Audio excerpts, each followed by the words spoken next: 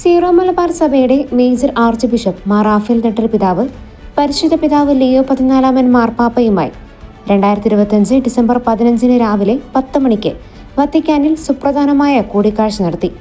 Zero Malabar മെത്രാൻ സിനഡിന്റെ secretary archbishop Mar Joseph Pamplany, major ആർച്ച് ബിഷപ്പിന്റെ റോമിലെ prosecutor bishop Mar Stephen Chirappanath എന്നിവരും ഈ സന്ദർശനത്തിൽ മേജർ ആർച്ച് ബിഷപ്പിനൊപ്പം ഉണ്ടായിരുന്നു.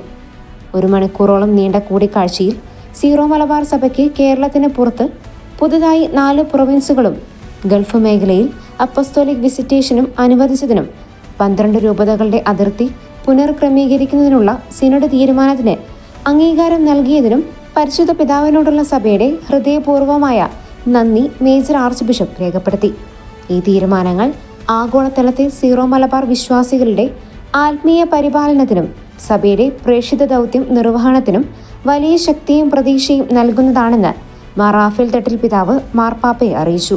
സാർവത്രിക സഭയുടെ വിവിധ തലങ്ങളിലും മിഷണറി പ്രവർത്തനങ്ങളിലും സീറോ മലബാർ സഭ നൽകിക്കൊണ്ടിരിക്കുന്ന വിലപ്പെട്ട സംഭാവനകളെ എടുത്തു പറഞ്ഞ പരിശുദ്ധ പിതാവ് സീറോ മലബാർ സഭയോടുള്ള തന്റെ അടുപ്പവും കേരളത്തിൽ മുൻപ് നടത്തിയിട്ടുള്ള സന്ദർശനങ്ങളും അനുസ്മരിച്ചു.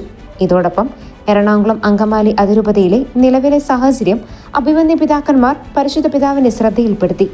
സമാധാനവും ഐക്യവും പുനർസ്ഥാപിക്കുന്നതിനായി സ്വീകരിച്ചു വരുന്ന നടപടികളും സംഭാഷണത്തിന്റെയും സഹിഷ്ണുതയുടെയും വഴിയിലൂടെ ഐക്യം സാധ്യമാക്കാനുള്ള ശ്രമങ്ങളും മേജർ ആർച്ച് ബിഷപ്പ് വിശദീകരിച്ചു.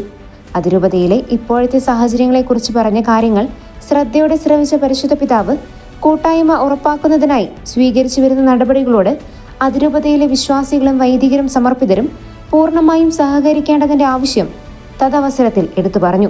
സന്ദർശനത്തിന്റെ ഭാഗമായി മേജർ ആർച്ച് ബിഷപ്പും സിനഡ് സെക്രട്ടറിയും വത്തിക്കാൻ സ്റ്റേറ്റ് സെക്രട്ടറി കർദിനാൾ പിയത്രോ പരോളിനുമായും പൗരസ്ത്യ സഭകൾക്കായുള്ള കാര്യാലയത്തിന്റെ പ്രീഫെക്ട് കർദിനാൾ ക്ലൗദിയോ ഗുജറോത്തിയുമായും മറ്റ് ഏതാനും വത്തിക്കാൻ കാര്യാലയങ്ങളുടെ മേധാവികളുമായും കൂടിക്കാഴ്ച നടത്തി സഭാ സംബന്ധിയായ വിവിധ കാര്യങ്ങൾ ചർച്ച ചെയ്യുകയും അവർ നൽകിക്കൊണ്ടിരിക്കുന്ന സഹായങ്ങൾക്ക് നന്ദി പറയുകയും ചെയ്തു.